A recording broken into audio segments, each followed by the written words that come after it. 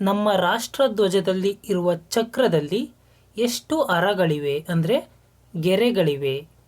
23, 24, 25, 26. Total ನಮ್ಮ ರಾಷ್ಟ್ರಧ್ವಜದಲ್ಲಿರುವ ಚಕ್ರದಲ್ಲಿ total 24 ಹರಗಳಿವೆ. Spokes ಅಂತಾರೆ ಇಂಗ್ಲೀಷಲ್ಲಿ. ಭಾರತದಲ್ಲಿ ಮೊದಲ ಚುನಾವಣೆ ವಿದ್ಯುನ್ಮಾನ ನಡೆದದ್ದು ಯಾವಾಗ? 1948, 52, 50, 54. ಮೊದಲ ಚುನಾವಣಾ ವಿದ್ಯುನ್ಮಾನ ನಡೆದದ್ದು 1952ರಲ್ಲಿ. ಶೇಖರಣಾ ಬ್ಯಾಟರಿಗಳಲ್ಲಿ ಉಪಯೋಗಿಸುವಂತಹ ಲೋಹ ಯಾವುದು? ಶೇಖರಣಾ ಬ್ಯಾಟರಿಗಳಲ್ಲಿ ಉಪಯೋಗಿಸುವ ಲೋಹ ಯಾವುದು? ಸೀಸಾ ಪಿಬಿಯನ್ನು ಉಪಯೋಗಿಸುತ್ತಾರೆ.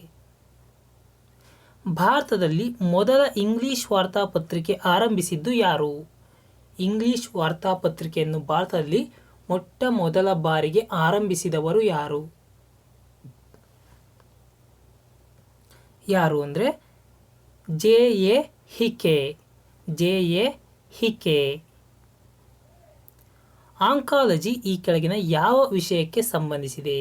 ಹಕ್ಕಿಗಳು, ಕ್ಯಾನ್ಸರ್, ಸಸ್ತನಿಗಳು, ಮಣ್ಣು. ಆಂಕಾಲಜಿ ಕ್ಯಾನ್ಸರ್ಗೆ ಸಂಬಂಧಿಸಿದ ವಿಜ್ಞಾನವಾಗಿದೆ. ಉಷ್ಣತೆಯನ್ನು ಎಸ್ಐ ಯೂನಿಟ್ನಲ್ಲಿ ಅಳೆಯುವುದು ಅಂದರೆ ಉಷ್ಣತೆಯ ಎಸ್ಐ ಏಕಮಾನ ಯಾವುದು ಅಂತ ಪ್ರಶ್ನೆ. Kelvin, Celsius, centigrade, Fahrenheit. ಉಷ್ಣ ಹೀಟನ್ನು ನಾವು ಕೆಲ್ವಿನಲ್ಲಿ ಅಳಿತೀವಿ. ಒಂದು ಮೊಟ್ಟೆಯು ಶುದ್ಧವಾದ ನೀರಿನಲ್ಲಿ ಮುಳುಗುತ್ತದೆ ಮತ್ತು ಲವಣಯುಕ್ತ ನೀರಿನಲ್ಲಿ ತೇಲುತ್ತದೆ. ಇದಕ್ಕೆ ಕಾರಣವೇನು? ಒಂದು ಮೊಟ್ಟೆ ಇರುತ್ತಲ್ಲ, ಆ ಮೊಟ್ಟೆ ಶುದ್ಧವಾದ ನೀರಿನಲ್ಲಿ ಹಾಕಿದರೆ ನೀವು ಅದು ತೇಲ್ತತೆ. ಅದೇ ಆ ನೀರಿನಲ್ಲಿ ಲವಣಗಳು ಹೆಚ್ಚಾಗಿ ಕರಗಿದ್ರೆ ಆ ಲವಣಯುಕ್ತ ನೀರಿನಲ್ಲಿ ನೀವು ಮೊಟ್ಟೆ ಹಾಕಿದಾಗ ಅದು ತೇಲುತ್ತದೆ. ಇದಕ್ಕೆ ಕಾರಣ ಏನು ಅಂತ ಪ್ರಶ್ನೆ ಕೇಳಿದ್ದಾರೆ. ಲವಣಯುಕ್ತ ನೀರು ಶುದ್ಧವಾದ ನೀರಿಗಿಂತ ಹೆಚ್ಚಿನ ಸಾಂದ್ರತೆ ಹೊಂದಿರುತ್ತದೆ. ಇದು ಕರೆಕ್ಟಾ? ಲವಣಯುಕ್ತ ನೀರು ಶುದ್ಧವಾದ ನೀರಿಗಿಂತ ಹಗುರವಾಗಿರುತ್ತದೆ. ಲವಣಯುಕ್ತ ನೀರು ಶುದ್ಧವಾದ ನೀರಿಗಿಂತ ಹೆಚ್ಚು ಜಿಗುಟಾಗಿರುತ್ತದೆ. ಲವಣಯುಕ್ತ ನೀರಿನ ಸರ್ಫೇಸ್ ಟೆನ್ಷನ್ ಶುದ್ಧ ನೀರಿಗಿಂತ ಕಡಿಮೆ ಇರುತ್ತದೆ. ಇದಕ್ಕೆ ಸರಿಯಾದ ಉತ್ತರ ಲವಣಯುಕ್ತ ನೀರು ಶುದ್ಧವಾದ ನೀರಿಗಿಂತ ಹೆಚ್ಚಿನ ಸಾಂದ್ರತೆ ಹೊಂದಿರುತ್ತದೆ. ಆದ್ದರಿಂದ ಮೊಟ್ಟೆಯು ಶುದ್ಧವಾದ ನೀರಿನಲ್ಲಿ ಮುಳುಗುತ್ತದೆ ಮತ್ತು ಲವಣಯುಕ್ತ ನೀರಿನಲ್ಲಿ ತೇಲುತ್ತದೆ. ಯಾವುದಕ್ಕೆ? ಲವಣಯುಕ್ತ ನೀರು ಶುದ್ಧವಾದ ನೀರಿನ ಸಾಂದ್ರತೆಗಿಂತ ಹೆಚ್ಚಿನ ಸಾಂದ್ರತೆಯನ್ನು ಹೊಂದಿರುತ್ತದೆ. ಕತ್ತಲೆ ಕೋಣೆಯಲ್ಲಿ ಕೆಂಪು ದೀಪದ ಬೆಳಕಿನಲ್ಲಿ ಹಸಿರು ಎಲೆ ಇಟ್ಟರೆ ಎಲೆಯ ಬಣ್ಣ ಯಾವ ಕಲರ್ ಕಾಣುತ್ತದೆ? ಕತ್ತಲೆ ಕೋಣೆಯಲ್ಲಿ ಕೆಂಪು ದೀಪದ ಬೆಳಕಿನಲ್ಲಿ ಅಂದರೆ ಕೆಂಪು ಲೈಟಲ್ಲಿ ಹಸಿರು ಎಲೆ ಇಟ್ಟರೆ ಆ ಹಸಿರು ಎಲೆ ಯಾವ ಬಣ್ಣ ಕಾಣುತ್ತದೆ? ಕೆಂಪು ಪ್ಲಸ್ ಹಸಿರು ಈಸ್ ಈಕ್ವಲ್ ಟು ಕಪ್ಪು. ಇವೆರಡು ಬಣ್ಣ ಕೂಡಿಸಿದರೆ ಕಪ್ಪು ಕಲರ್ ಬರುತ್ತದೆ. LPGಯಲ್ಲಿರುವ ಪ್ರಮುಖ ವಸ್ತು ಯಾವುದು? Methane, propane, ethane, butane. LPGಯಲ್ಲಿರುವ ಪ್ರಮುಖ ವಸ್ತು ಪ್ರೋಪೇನ್. ಯಾವುದೇ ಘನವಸ್ತುವನ್ನು ನೇರವಾಗಿ ಆವಿಯಾಗಿ ಪರಿವರ್ತಿಸುವ ಕ್ರಿಯೆಗೆ ಹೀಗೆನ್ನುತ್ತಾರೆ. ಅಂದರೆ ಘನದಿಂದ ದ್ರವಕ್ಕೆ ಹೋಗಲ್ಲ, ಡೈರೆಕ್ಟು ಘನದಿಂದ ಅನಿಲ ಸ್ಥಿತಿಗೆ ಹೋಗುವಂತಹ ಕ್ರಿಯೆಗೆ ನಾವು ಏನಂತ ಕರಿತೀವಿ? ಡೈರೆಕ್ಟಾಗಿ ಅನಿಲ ಸ್ಥಿತಿಗೆ ಹೋಗುವ ಕ್ರಿಯೆಗೆ ನಾವು ಸಬ್ಲಿಮೇಷನ್ ಅಂತ ಕರಿತೀವಿ. ಸಮುದ್ರದ ನೀರಿನಲ್ಲಿರುವ ಉಪ್ಪು ಯಾವುದು? ಸಮುದ್ರದ ನೀರಿನಲ್ಲಿರುವ ಉಪ್ಪು ಯಾವುದು? Sodium chloride. ಇದರ ರಾಸಾಯನಿಕ ಸೂತ್ರ NaCl. ಕನ್ನಡಿಯ ಹಿಂಭಾಗಕ್ಕೆ ಈ ಲೋಹದ ತೆಳು ಲೇಪನ ಮಾಡಿರುತ್ತಾರೆ. ಅಂದರೆ ನೀವು ಪ್ರತಿದಿನ ನೋಡಿಕೊಳ್ಳುವಂತಹ ಕನ್ನಡಿಯಲ್ಲಿ ಅದರ ಹಿಂದೆ ಒಂದು ಲೇಪನ ಮಾಡಿರ್ತಾರೆ. ಆ ಲೇಪನ ಯಾವ ಲೋಹದಿಂದ ಮಾಡಿರ್ತಾರೆ? ಕನ್ನಡಿಯ ಹಿಂದಿರುವ ಲೇಪನವನ್ನು ಯಾವ ಲೋಹದ ತೆಳು ಲೇಪನ ಮಾಡಿರುತ್ತಾರೆ ಅಂತ ಪ್ರಶ್ನೆ ಕೇಳಿದ್ದಾರೆ. ಅದಕ್ಕೆ ಸರಿಯಾದ ಉತ್ತರ ಸಿಲ್ವರ್. ಸಿಲ್ವರ್ನ ಲೇಪನ ಮಾಡಿರುತ್ತಾರೆ. ಕೆಳಗಿನವುಗಳಲ್ಲಿ ಗಾಂಧೀಜಿಯವರು ಬರೆದಿರುವ ಪುಸ್ತಕ ಯಾವುದು? Discovery of India, my experiment with truth, India wins freedom, freedom at midnight. ಗಾಂಧೀಜಿಯವರು ಬರೆದಿರುವ ಪುಸ್ತಕ ಮೈ ಎಕ್ಸ್ಪೆರಿಮೆಂಟ್ ವಿತ್ ಟ್ರುತ್. ಇದು ಮಹಾತ್ಮ ಗಾಂಧೀಜಿಯವರ ಆತ್ಮಚರಿತ್ರೆಯಾಗಿದೆ. ಮಹಾತ್ಮ ಗಾಂಧೀಜಿಯವರು ತಮ್ಮ ಆತ್ಮಚರಿತ್ರೆಯನ್ನು ತಾವೇ ಬರೆದುಕೊಂಡಿದ್ದಾರೆ. ಅದು my experiment with truth. As you like it, ಇದರ ಕರ್ತೃ ಯಾರು? ಯಾಸ್ ಯು ಲೈಕ್ ಇಟ್, ಇದರ ಕರ್ತೃ William Shakespeare. Post office, post office, ಇದರ ಕರ್ತೃ ಯಾರು? R K Narayan, Kuvempu, R K Laxman, Rabindranath Tagore. Post ಆಫೀಸ್ನ ಕರ್ತೃ ರವೀಂದ್ರನಾಥ್ ಟಾಗೋರ್. ಪ್ರಾಚೀನ ಒಲಿಂಪಿಕ್ ಆಟವನ್ನು ಆರಂಭಿಸಿದವರು ಯಾರು? ಪ್ರಾಚೀನ ಒಲಿಂಪಿಕ್ ಆಟವನ್ನು ಆರಂಭಿಸಿದವರು ಯಾರು? ಮೊಟ್ಟ ಮೊದಲು ಒಲಿಂಪಿಕ್ ಆಟವನ್ನು ಆರಂಭಿಸಿದವರು ಗ್ರೀಕರು. ಮಾನವನ ಮೆದುಳಿನ ಬಹುದೊಡ್ಡ ಭಾಗ ಯಾವುದು? Medulla oblongata, cerebellum, cerebrum, ಮಧ್ಯಮೆದುಳು. ಮಾನವನ ಮೆದುಳಿನ ಬಹುದೊಡ್ಡ ಭಾಗ ಸೆರೆಬ್ರಮ್. ನೋಡಿ, ಸೇಮ್ ಇದಾವೆ, ಸೆರೆಬೆಲ್ಲಮ್, ಸೆರೆಬ್ರಮ್. ಇಲ್ಲಿ ಕನ್ಫ್ಯೂಸ್ ಆಗಬೇಡಿ. ಸೆರೆಬ್ರಮ್ ಮಾನವನ ಮೆದುಳಿನ ಬಹುದೊಡ್ಡ ಭಾಗವಾಗಿದೆ. ಈಮೋಗ್ಲೋಬಿನ್ ಇದರಿಂದ ಮಾಡಲ್ಪಟ್ಟಿದೆ. ಅಂದರೆ ಈಮೋಗ್ಲೋಬಿನ್ ಒಳಗೊಂಡಿರುವ ಲೋಹ ಯಾವುದು? ಈಮೋಗ್ಲೋಬಿನ್ನಲ್ಲಿ ಯಾವ ಲೋಹ ಕಂಡುಬರುತ್ತದೆ? ಕಬ್ಬಿಣ. ಈಮೋಗ್ಲೋಬಿನ್ನ ಪ್ರಮುಖ ಕೆಲಸ ಏನು? ಈಮೋಗ್ಲೋಬಿನ್ ಗೊತ್ತಿದೆ ನಮಗೆ, ನಮ್ಮ ರಕ್ತದಲ್ಲಿ ಕಂಡುಬರುತ್ತದೆ. ಹಾಗಾದರೆ ಆ ಹೀಮೋಗ್ಲೋಬಿನ್ನ ಪ್ರಮುಖ ಕೆಲಸ ಏನು? ಆಮ್ಲಜನಕದ ರವಾನೆ. ದೇಹದ ಎಲ್ಲ ಭಾಗಗಳಿಗೆ ಆಮ್ಲಜನಕದ ರವಾನೆ ರಕ್ತದ ಮೂಲಕ ಮಾಡುವಂತಹ ಕಾರ್ಯವೇ ಹೀಮೋಗ್ಲೋಬಿನ್ನ ಕಾರ್ಯವಾಗಿದೆ.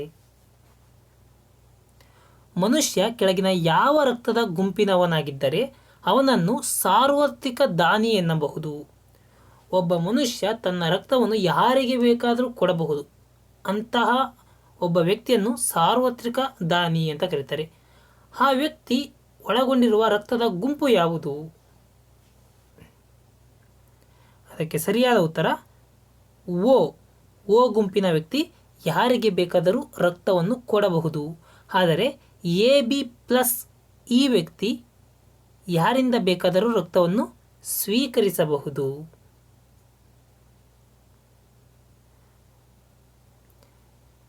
SICA ಎಂದರೆ ಏನು? ಸಿಕಾ. SICA ಎಂದರೆ ಸಿಕ್ ಇಂಡಸ್ಟ್ರೀಸ್ ಕಂಪನೀಸ್ ಆ್ಯಕ್ಟ್. ಸಿಕ್ industries companies act. Expand SICA. ಷೇರು ಸೂಚ್ಯಂಕದಲ್ಲಿ ಏರಿಕೆ ಅಂದರೆ ಏನು? ನೀವು ಅವಾಗವಾಗ ಕೇಳ್ತಿರ್ತೀರಿ ಶೇರ್ ಮಾರುಕಟ್ಟೆಗಳಲ್ಲಿ. ಅದೇ ರೀತಿ ಇಲ್ಲಿ ಏನು ಪ್ರಶ್ನೆ ಕೇಳಿದ್ದಾರೆ ಅಂದರೆ, ಷೇರು ಮಾರುಕಟ್ಟೆಯಲ್ಲಿ ಏರಿಕೆಯಾಗಿದೆ, ಷೇರು ಸೂಚ್ಯಂಕದಲ್ಲಿ ಏರಿಕೆಯಾಗಿದೆ ಅಂತ ನೀವು ಕಾಮನ್ ಆಗಿ ಕೇಳ್ತಾ ಇರ್ತೀರಿ. ಹಾಗಾದರೆ ಷೇರು ಸೂಚ್ಯಂಕದಲ್ಲಿ ಏರಿಕೆಯಾಗಿದೆ ಅಂತಾರಲ್ಲ, ಅದು ಯಾಕಂತಾರೆ? ಹಾಗಂದ್ರೆ ಏನು?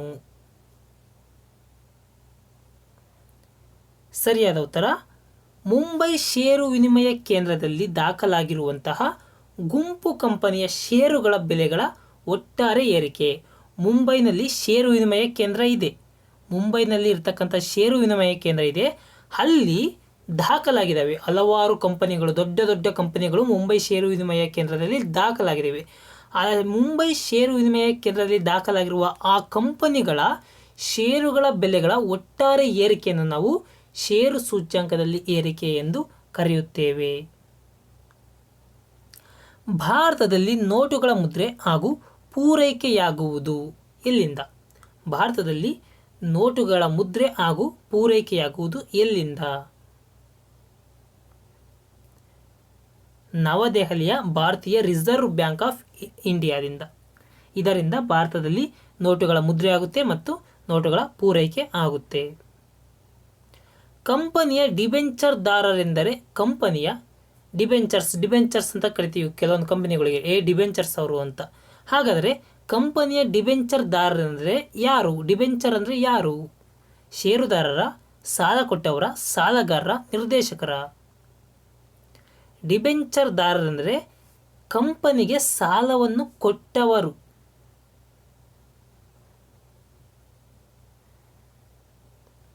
ಅಸ್ಪೃಶ್ಯತೆಯನ್ನು ರದ್ದು ಮಾಡಲಾಗಿದೆ ಹಾಗೂ ಇದರ ಆಚರಣೆ ಶಿಕ್ಷಾರ್ಹವಾಗಿರುವುದು. ಈ ಕೆಳಗಿನ ಯಾವ ವಿಧಿಯನ್ವಯ ಅಂದರೆ ಈ ಕೆಳಗಿನ ಯಾವ ವಿಧಿ ಅಸ್ಪೃಶ್ಯತೆಯನ್ನು ನಿವಾರಣೆ ಮಾಡಿದೆ ಮತ್ತು ಅಸ್ಪೃಶ್ಯತೆಯ ಆಚರಣೆ ಶಿಕ್ಷಾರ್ಹವಾಗಿರುವುದು ಎಂದು ನಮಗೆ ತಿಳಿಸುತ್ತದೆ. ಅಸ್ಪೃಶ್ಯತೆಗೆ ಆರ್ಟಿಕಲ್ 17 ಸಂಬಂಧಿಸಿದೆ. ಸರ್ವೋಚ್ಚ ನ್ಯಾಯಾಲಯದ ರಿಟ್ ಆಫ್ ಮ್ಯಾಂಡಮಸ್ ಹೊರಡಿಸುವುದು ಯಾವುದು? ಸರ್ವೋಚ್ಚ ನ್ಯಾಯಾಲಯ ಮತ್ತು ಉಚ್ಚ ನ್ಯಾಯಾಲಯ ಟೋಟಲ್ 5 ರಿಟ್ಗಳನ್ನು ಹೊರಡಿಸಬಹುದು. 5 ರಿಟ್ಗಳು ನಿಮಗೆ ಗೊತ್ತಿದೆ. ಆ 5 ರಿಟ್ಗಳಲ್ಲಿ ಒಂದಾದಂತಹ ರಿಟ್ ಆಫ್ ಮ್ಯಾಂಡಮಸ್. ಈ ಮ್ಯಾಂಡಮಸ್ಸನ್ನು ಯಾವ ಸಮಯದಲ್ಲಿ ಹೊರಡಿಸಬಹುದು ಮತ್ತು ಏತಕ್ಕಾಗಿ ಹೊರಡಿಸಬಹುದು ಎಂದು ಪ್ರಶ್ನೆ ಕೇಳಿದ್ದಾರೆ. ಸರ್ವೋಚ್ಚ ನ್ಯಾಯಾಲಯ ರಿಟ್ ಆಫ್ ಮ್ಯಾಂಡಮಸ್ಸನ್ನು ಹೊರಡಿಸುವುದು ಯಾವಾಗ? ಸರಿಯಾದ ಉತ್ತರ ಅಂದರೆ ಅದು ಯಾವುದೇ ವ್ಯಕ್ತಿ ಅಥವಾ ಸಾರ್ವಜನಿಕ ಅಧಿಕಾರಿಗೆ ಯಾವುದೋ ಕೆಲಸವನ್ನು ಸಾರ್ವಜನಿಕ ಕೆಲಸವೆಂದು ಪರಿಗಣಿಸುವಂತೆ ಆದೇಶಿಸುವುದೇ ರಿಟ್ ಆಫ್ ಮ್ಯಾಂಡಮಸ್. ಇನ್ನೊಮ್ಮೆ ಹೇಳ್ತೀನಿ, ಯಾವುದೇ ವ್ಯಕ್ತಿ ಅಥವಾ ಸಾರ್ವಜನಿಕ ಅಧಿಕಾರಿಗೆ ಯಾವುದೋ ಕೆಲಸವನ್ನು ಸಾರ್ವಜನಿಕ ಕೆಲಸವೆಂದು ಪರಿಗಣಿಸುವಂತೆ ಆದೇಶಿಸುವುದು. ಸರ್ವೋಚ್ಚ ನ್ಯಾಯಾಲಯವು ರಿಟ್ ಆಫ್ ಪ್ರಾಹಿಬಿಷನ್ ಹೊರಡಿಸುವುದು. 5ರಲ್ಲಿ ಒಂದು ರಿಟ್ ಆಫ್ ಮ್ಯಾಂಡಮಸ್ ನೋಡಿದ್ವಿ. ಈಗ ರಿಟ್ ಆಫ್ ಪ್ರಾಹಿಬಿಷನ್. ಹಾಗಾದರೆ ಸರ್ವೋಚ್ಚ ನ್ಯಾಯಾಲಯವು ರಿಟ್ ಆಫ್ ಪ್ರಾಹಿಬಿಷನ್ ಯಾವುದಕ್ಕೆ ಸಂಬಂಧಿಸಿದೆ? ಸರಿಯಾದ ಉತ್ತರ, ಕೆಳಗಿನ ನ್ಯಾಯಾಲಯವು ತನ್ನ ವ್ಯಾಪ್ತಿಯನ್ನು ಮೀರದಂತೆ ಅಥವಾ ನೈಸರ್ಗಿಕ ನ್ಯಾಯದ ವಿರುದ್ಧ ಹೋಗದಂತೆ ತಡೆಯುವುದು. ಕೆಳ ನ್ಯಾಯಾಲಯಗಳು ಏನಿರ್ತಾವಲ್ಲ, ಆ ನ್ಯಾಯಾಲಯವು ಸರಿಯಾದ ನ್ಯಾಯ ತೀರ್ಪು ಕೊಡುವಂತೆ ಮತ್ತು ನ್ಯಾಯದ ವ್ಯಾಪ್ತಿಯನ್ನು ಮೀರದಂತೆ ಈ ಸರ್ವೋಚ್ಚ ನ್ಯಾಯಾಲಯ ತಡೆ ಹಿಡಿಯಬಹುದಾದ ರಿಟ್ಟೇ ಈ ರಿಟ್ ಆಫ್ ಪ್ರಾಹಿಬಿಷನ್. ರಾಜ್ಯದ ನಿರ್ವಹಣಾ ಅಧಿಕಾರ ಇರುವುದು ಯಾರ ಕೈಯಲ್ಲಿ? ರಾಜ್ಯದ ಜನರಲ್ಲಿ, ರಾಜ್ಯದ ಮುಖ್ಯಮಂತ್ರಿಗಳಲ್ಲಿ, ರಾಜ್ಯದ ರಾಜ್ಯಪಾಲರಲ್ಲಿ, ರಾಜ್ಯದ ಶಾಸಕಾಂಗರಲ್ಲಿ. ರಾಜ್ಯದ ರಾಜ್ಯಪಾಲರಲ್ಲಿ ರಾಜ್ಯದ ನಿರ್ವಹಣಾ ಅಧಿಕಾರವಿದೆ. ಹಾಗಾದರೆ ಕೇಂದ್ರದ ನಿರ್ವಹಣಾ ಅಧಿಕಾರ ಇರುವುದು ರಾಷ್ಟ್ರಪತಿಗಳಲ್ಲಿ. ಕೇಂದ್ರದ ನಿರ್ವಹಣಾ ಅಧಿಕಾರ ರಾಷ್ಟ್ರಪತಿಗಳಲ್ಲಿ, ರಾಜ್ಯದ ನಿರ್ವಹಣಾ ಅಧಿಕಾರ ರಾಜ್ಯಪಾಲರಲ್ಲಿ. ಆದರೆ ಹೆಸರು ಮಾತ್ರ ನಿರ್ವಹಣಾ ಅಧಿಕಾರ ಮಾತ್ರ ಇವರಿಗಿದೆ. ಆದರೆ ನಿಜವಾದ ನಿರ್ವಹಣಾ ಅಧಿಕಾರ ಇರುವುದು ಯಾರ ಕೈಯಲ್ಲಿ? ರಾಜ್ಯಗಳಲ್ಲಿ ಮುಖ್ಯಮಂತ್ರಿಗಳ ಕೈಯಲ್ಲಿ, ಕೇಂದ್ರದಲ್ಲಿ ಪ್ರಧಾನಮಂತ್ರಿಗಳ ಕೈಯಲ್ಲಿ. ಬಟ್ ಪ್ರಶ್ನೆ ಕೇಳಿದ ಮಾತ್ರ ನಾವು ರಾಜ್ಯದ ರಾಜ್ಯಪಾಲರು ಅಂತಲೇ ಬರೀಬೇಕು, ಕೇಂದ್ರದಲ್ಲಿ ರಾಷ್ಟ್ರಪತಿಗಳು ಅಂತಲೇ ಬರಬಹುದು. ಪವರ್ ಪಾಯಿಂಟ್ ಪ್ರದರ್ಶನದ ವಿಸ್ತಾರವೇನು? XLS, PPT, DOC, BMP. Power point ಪ್ರದರ್ಶನದ ವಿಸ್ತಾರ PPT. ಗುಂಪಿಗೆ ಸೇರಿದ ಪದವನ್ನು ಗುರುತಿಸಿರಿ. ಕೋಆಕ್ಸಿಯಲ್ ಕೇಬಲ್, ಆಪ್ಟಿಕಲ್ ಫೈಬರ್, ಸುರುಳಿ ಇರುವ ಜೋಡಿತಂತಿ, ಮೈಕ್ರೋವೇವ್ಸ್. ಸರಿಯಾದ ಉತ್ತರ ಮೈಕ್ರೋವೇವ್ಸ್. ಇಲ್ಲಿ ಮೈಕ್ರೋವೇವ್ಸ್ ಯಾವುದಕ್ಕೋಸ್ಕರ ಗುಂಪಿಗೆ ಸೇರುವುದಿಲ್ಲ. ಈ 3 ಯಾವ ರೀತಿ ಒಂದಾಗಿದ್ದಾವೆ ನೋಡೋಣ. ಯಾರಿಗಾದರೂ ಗೊತ್ತಿದ್ದರೆ ಕಮೆಂಟ್ ಬಾಕ್ಸ್ನಲ್ಲಿ ತಿಳಿಸಿ.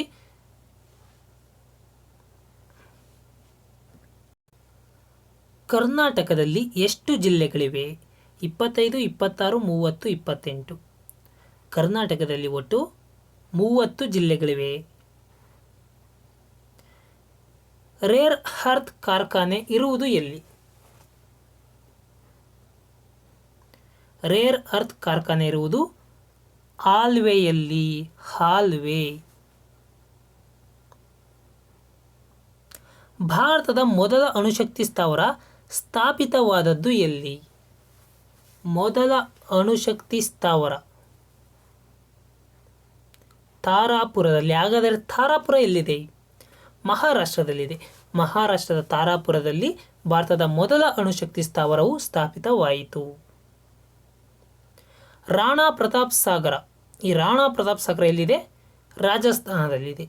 ಈ ರಾಣಾ ಪ್ರತಾಪ್ ಸಾಗರ ಯಾವುದಕ್ಕೆ ಪ್ರಖ್ಯಾತವಾಗಿದೆ? ನ್ಯೂಕ್ಲಿಯರ್ ಶಕ್ತಿ ಸ್ಥಾವರಕ್ಕ, ಅಲ್ಯೂಮಿನಿಯಂ ಕಾರ್ಖಾನೆಗ, ತಾಮ್ರದ ಅಲಂಕಾರ ಸಾಮಗ್ರಿಗಳಿಗ ಅಥವಾ ಆಟದ ವಸ್ತುಗಳಿಗ? Rana Pratap Sagar, the famous nuclear ಶಕ್ತಿ ಸ್ಥಾವರ, ನ್ಯೂಕ್ಲಿಯರ್ ಪವರ್ ಪ್ಲಾಂಟ್. ಒಂದನೇ ಮಹಾಯುದ್ಧ ಪ್ರಾರಂಭವಾದದ್ದು ಯಾವಾಗ? ಒಂದನೇ ಮಹಾಯುದ್ಧ 1914ರಲ್ಲಿ ಪ್ರಾರಂಭವಾಯಿತು. ಹಾಗಾದರೆ ಎರಡನೇ ಮಹಾಯುದ್ಧ ಪ್ರಾರಂಭವಾದದ್ದು ಯಾವಾಗ?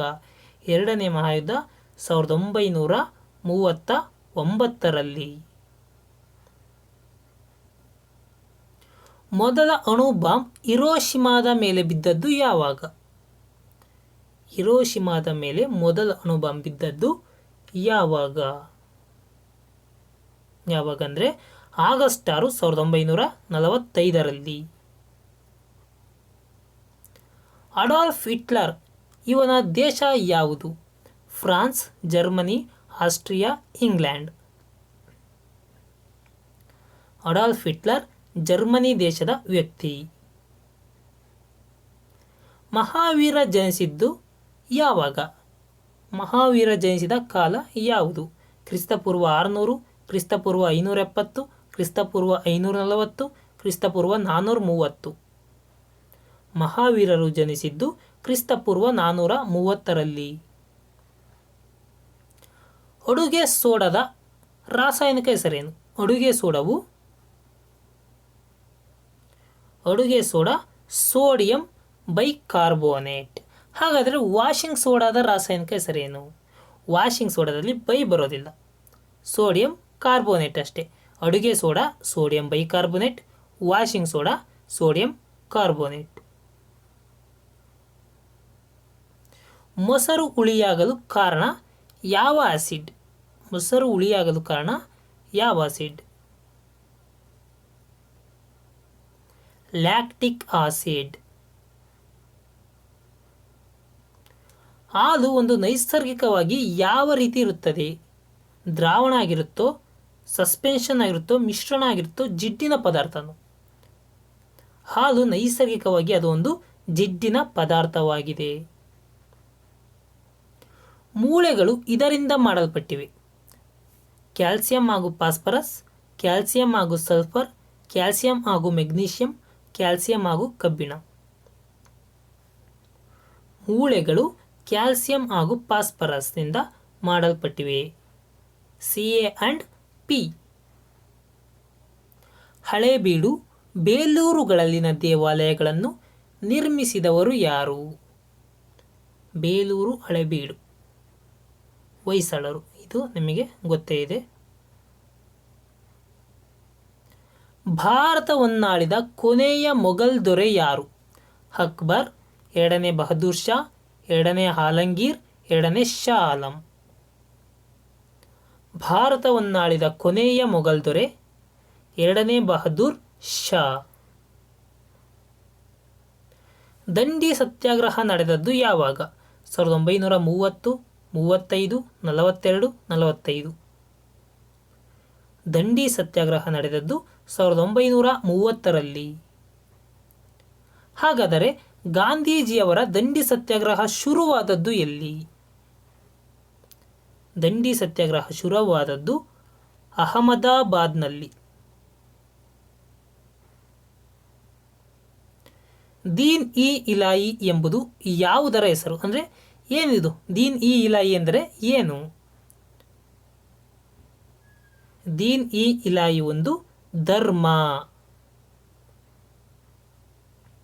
ವಿಜಯನಗರವನ್ನು ಆಳುತ್ತಿದ್ದ ವಂಶ ಯಾವುದು? ಅಂದರೆ ಈ ಕೆಳಗಿನವುಗಳಲ್ಲಿ ಯಾವುದು ವಿಜಯನಗರವನ್ನು ಆಳಿಲ್ಲ? ವಿಜಯನಗರವನ್ನು ಆಳದಿದ್ದ ವಂಶ ಯಾವುದು?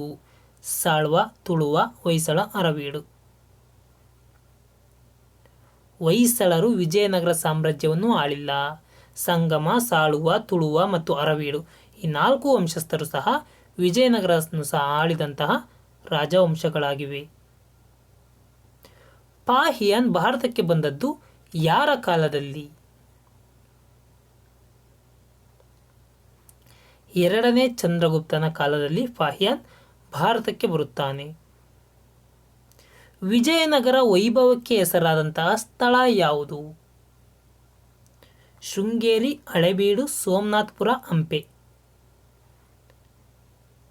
ಹಂಪಿಯಲ್ಲಿ ವಿಜಯನಗರ ಸಾಮ್ರಾಜ್ಯವನ್ನು ಆಳಲಾಯಿತು. ವೈಯಕ್ತಿಕ ಸ್ವಾತಂತ್ರ್ಯದ ದೊಡ್ಡ ಚಿಹ್ನೆ ಯಾವುದು? Mandamus, certiorari, quo warranto, habeas corpus. ವೈಯಕ್ತಿಕ ಸ್ವಾತಂತ್ರ್ಯದ ದೊಡ್ಡ ಚಿಹ್ನೆ ಹೇಬಿಯಸ್ ಕಾರ್ಪಸ್. ಇಂಡಸ್ ಕಣಿವೆ ನಾಗರಿಕತೆ ಸೇರಿದ್ದು ಯಾವ ಯುಗಕ್ಕೆ? ಸಿಂಧೂ ಕಣಿವೆ ನಾಗರಿಕತೆ ಯಾವ ಯುಗಕ್ಕೆ ಸೇರಿದೆ? ಸಿಂಧೂ ಕಣಿವೆ ನಾಗರಿಕತೆಯು ನಿಯೋಲಿಥಿಕ್ ಯುಗ ಇದಕ್ಕೆ ಸೇರಿದೆ. ನಿಯೋಲಿಥಿಕ್ ಯುಗ. ಜಲಿಯನ್ ವಾಲಾಬಾಗ್ ದುರಂತ ನಡೆದದ್ದು ಯಾವಾಗ? ಡೇಟ್ ನೆನಪಿರ್ಬೇಕು ನಿಮಗಿಲ್ಲಿ. ಜಲಿಯನ್ ವಾಲಾಬಾಗ್ ದುರಂತ ನಡೆದದ್ದು April 13, 1919. FAO food and agricultural organisation ಇದರ ಪ್ರಧಾನ ಕಚೇರಿ ಹೆಡ್ ಕ್ವಾರ್ಟರ್ಸ್ ಇರುವುದು ಎಲ್ಲಿ?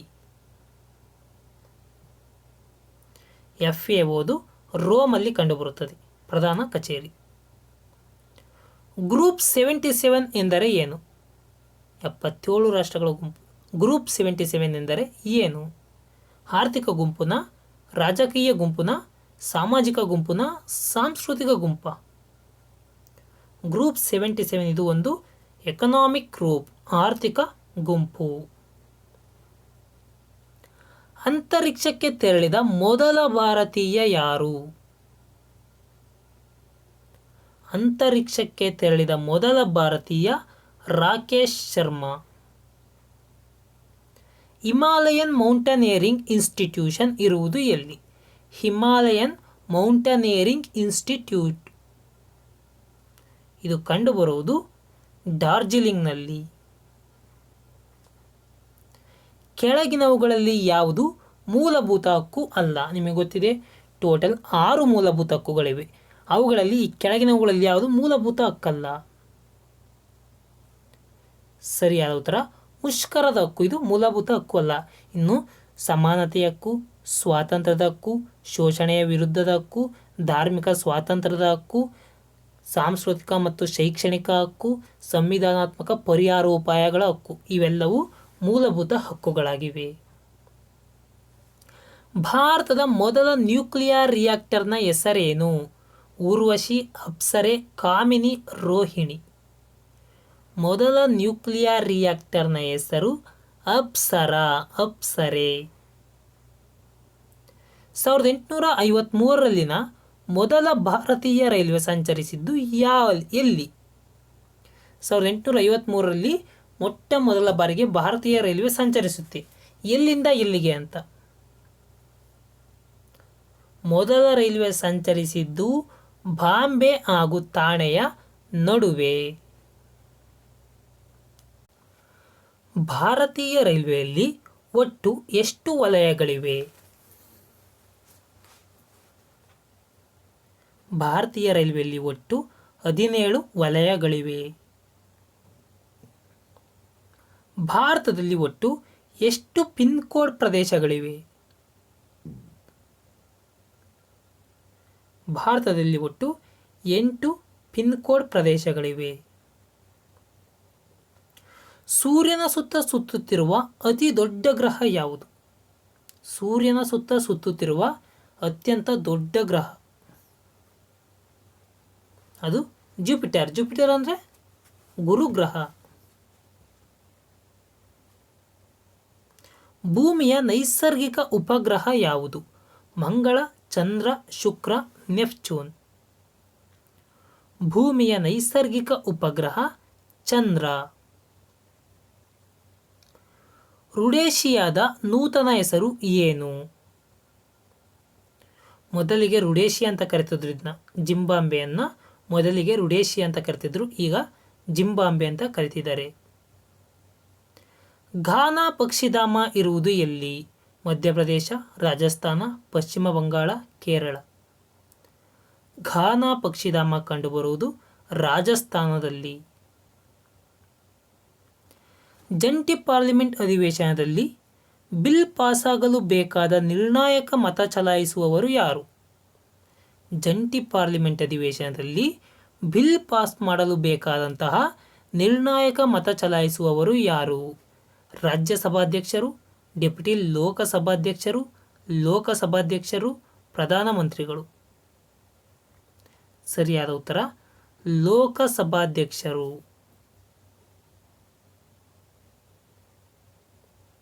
ಸಂವಿಧಾನದ ಆರ್ಟಿಕಲ್ 17 ಏನನ್ನು ಸೂಚಿಸುತ್ತದೆ?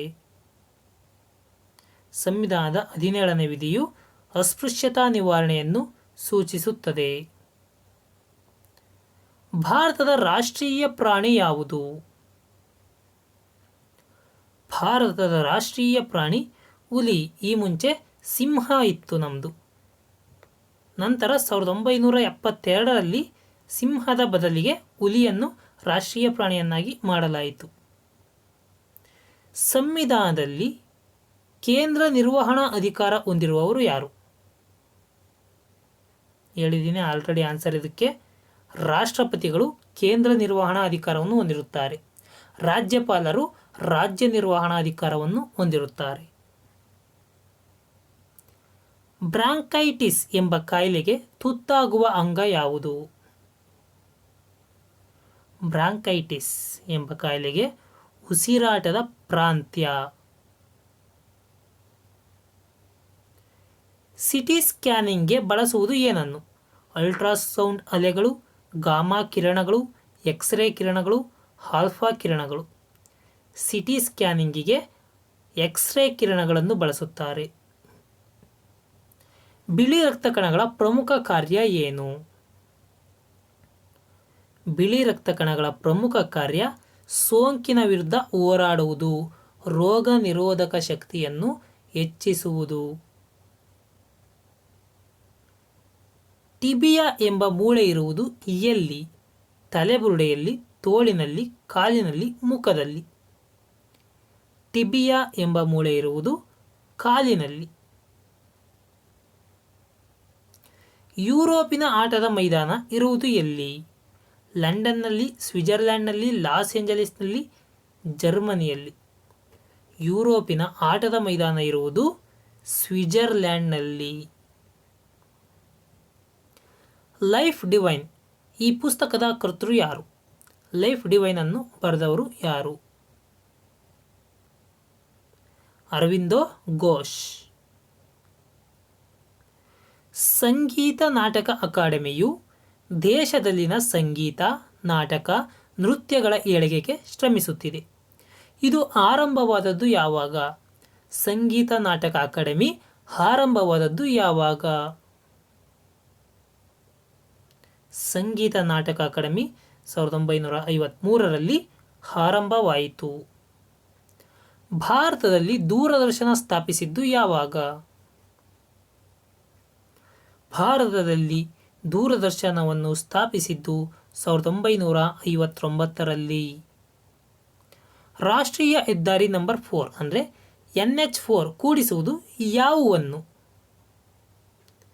NH4 ಕೂಡಿಸುವುದು ಮುಂಬೈ ಮತ್ತು ಚೆನ್ನೈಯನ್ನು. ಕೆಳಗಿನವುಗಳಲ್ಲಿ ಯಾವ ರೈಲು ಅತಿ ಹೆಚ್ಚು ರಾಜ್ಯಗಳ ಮೂಲಕ ಹಾದು ಹೋಗುತ್ತದೆ?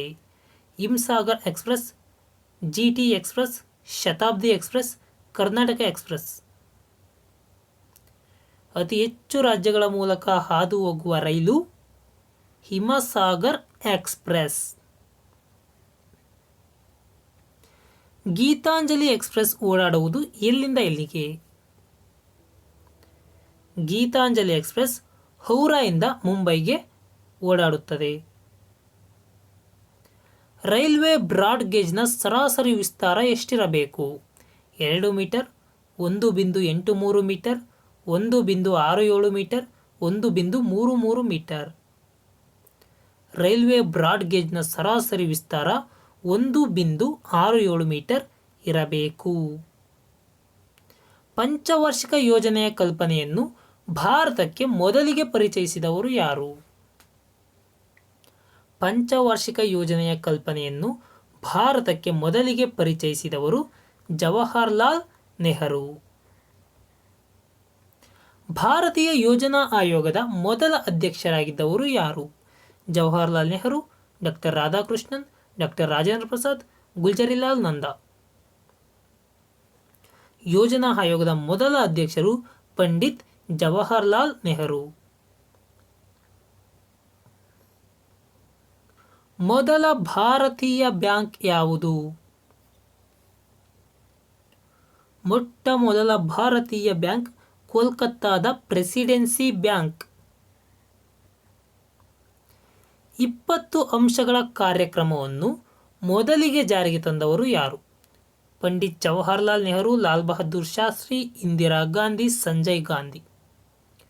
20 ಅಂಶಗಳ ಕಾರ್ಯಕ್ರಮವನ್ನು ಲಾಲ್ ಬಹದ್ದೂರ್ ಶಾಸ್ತ್ರಿ ಅವರು ಮೊಟ್ಟ ಮೊದಲಿಗೆ ಜಾರಿಗೆ ತಂದರು.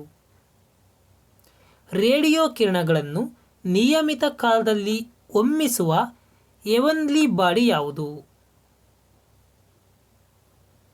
ರೇಡಿಯೋ ಕಿರಣಗಳನ್ನು ನಿಯಮಿತ ಕಾಲದಲ್ಲಿ ಹೊಮ್ಮಿಸುವ heavenly body Pulsar.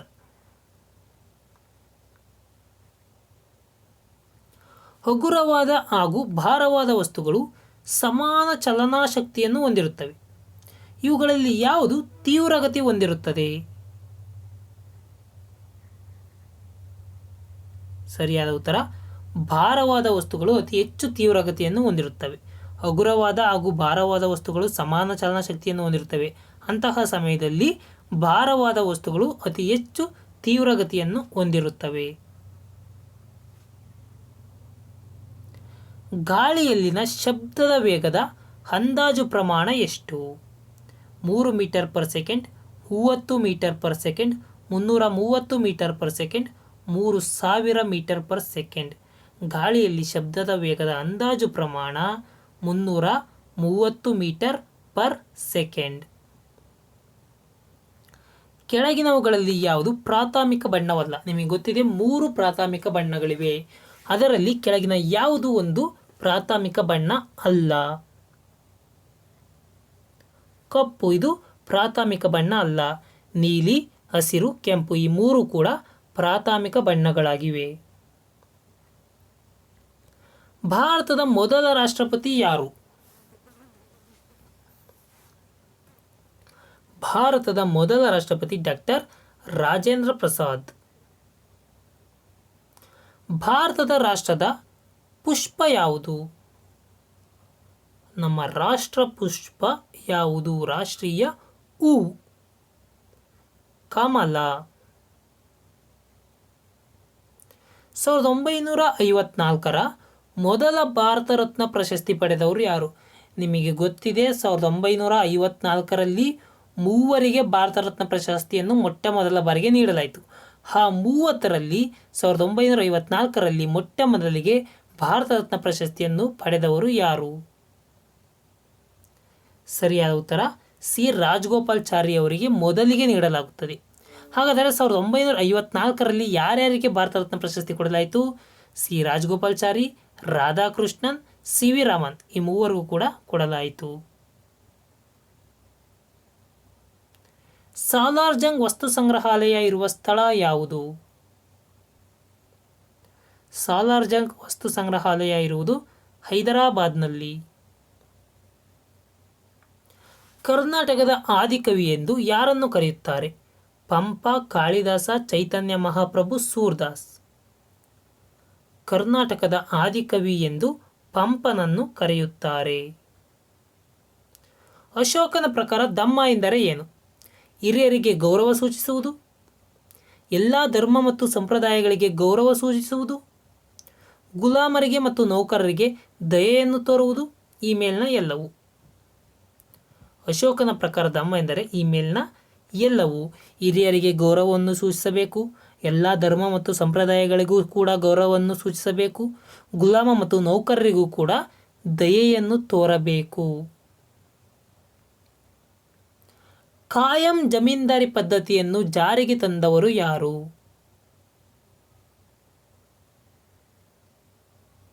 Lord corn Wallis. ಹಣಕಾಸಿನ ಮಸೂದೆಯನ್ನು ಲೋಕಸಭೆಯಲ್ಲಿ ಯಾರು ತೀರ್ಮಾನಿಸುತ್ತಾರೆ?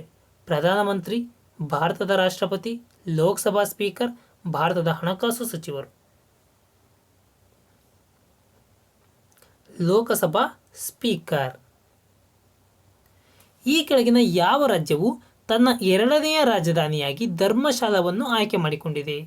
ಹರಿಯಾಣ, ಉತ್ತರಾಖಂಡ, ಹಿಮಾಚಲ ಪ್ರದೇಶ, ಮೇಘಾಲಯ.